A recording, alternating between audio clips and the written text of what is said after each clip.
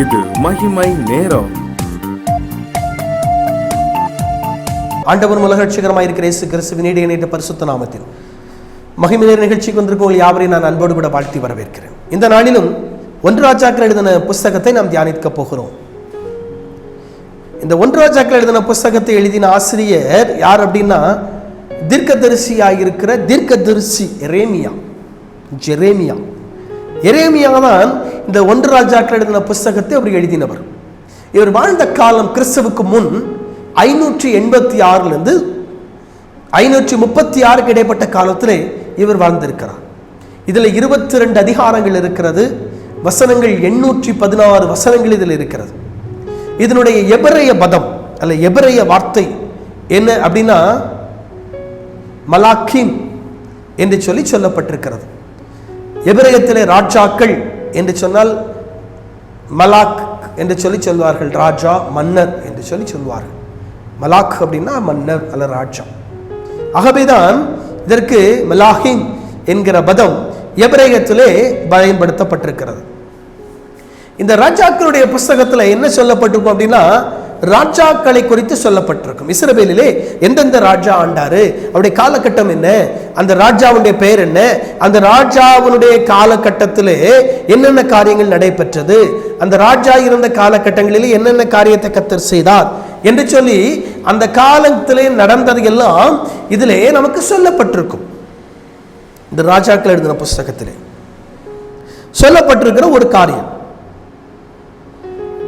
இங்க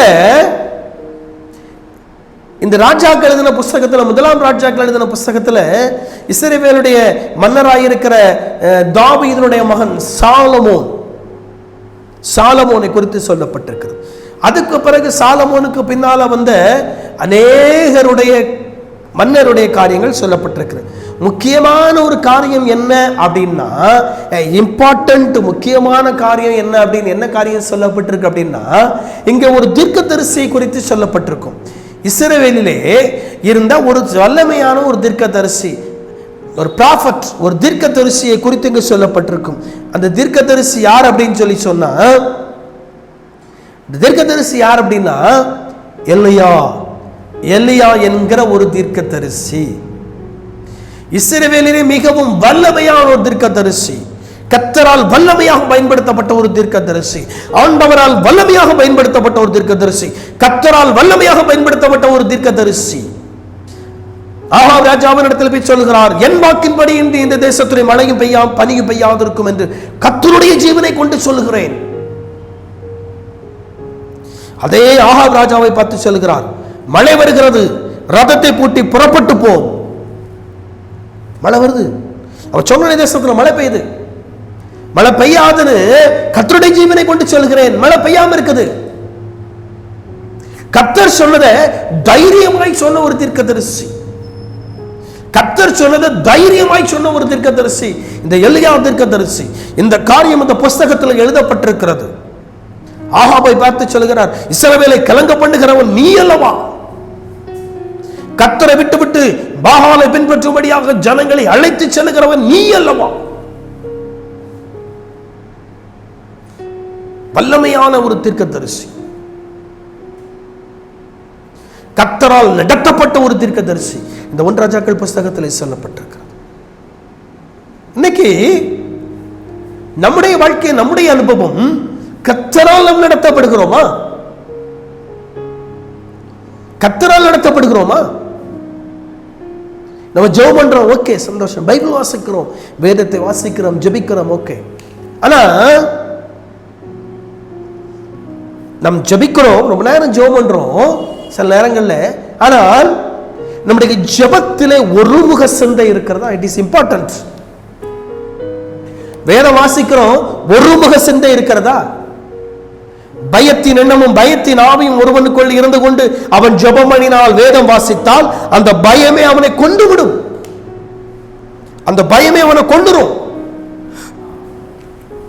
உலகத்திலே தலை சிறந்த சுவிசேஷகராக இருந்த மறைந்த பரிசுத்தவான் டாக்டர் பில்லி கிரஹாம் அவர்கள் எழுதின ஒரு புஸ்தகத்தை நான் வாசித்தேன்.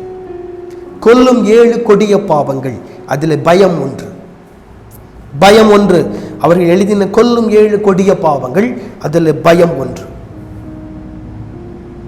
இந்த பயம் ஒரு மனுஷனுக்குள்ள வந்துட்டு அப்படின்னா ஜெபிக்கும் போதே பயத்தோடு கூட பதட்டத்தோடு கூட ஜெபம். பைபிள் வாசிக்கும் போதே பதட்டத்தோடு கூட வாசிப்பாங்க. பயம் உள்ள இருக்கும். ஒரு வகை சிந்தை இருக்காது. ஜெபம்னிட்டே இருக்கும் போது வேற எங்கேயா சிந்தனை அப்படியே சதறிடும்.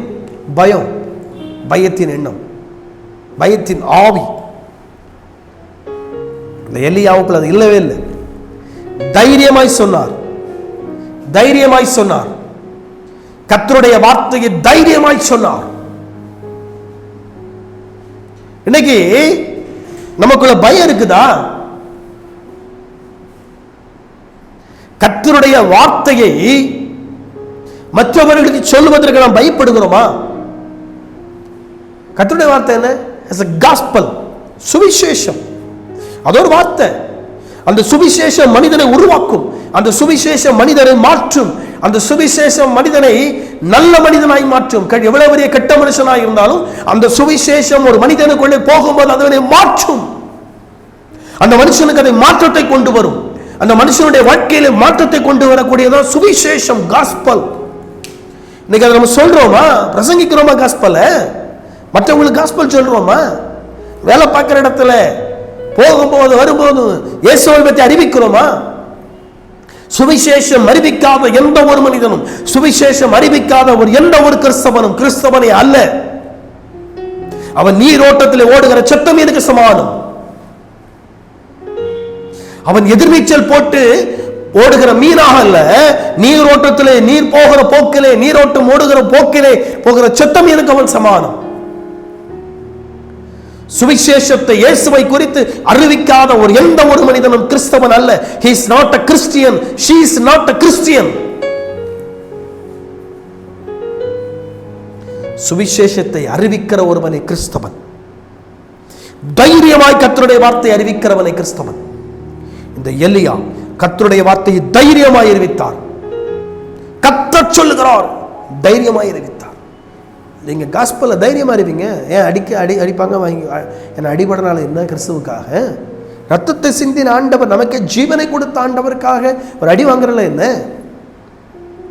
தைரியமான சுவிசேஷத்தை அறிவியுங்கள். போங்க போய் சுவிசேஷத்தை அறிவிங்க. இயேசுவை பற்றி சொல்லுங்க. ஏன் பெரிய இது தேவையில்லை, சின்ன சாதாரணமா பக்கத்தில் இருக்கவங்க இயேசுவை சொல்லுங்க.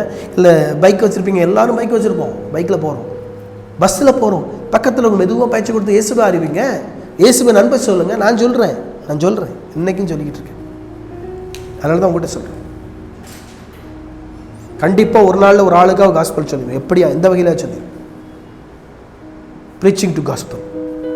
தலைகளை தாழ்த்தி செபிப்போம். அன்பின் ஆண்டவரே, இந்த எலியாவுடைய வார்த்தையை தைரியமாய் அறிவித்தார். நாங்களுடைய வார்த்தையை மற்றவர்கள் தைரியமாய் அறிவிக்க உதவிச்சு. இயேசுவின் நாமத்தில் ஜெபிக்கிறோம் பிதாவே, ஆமென்.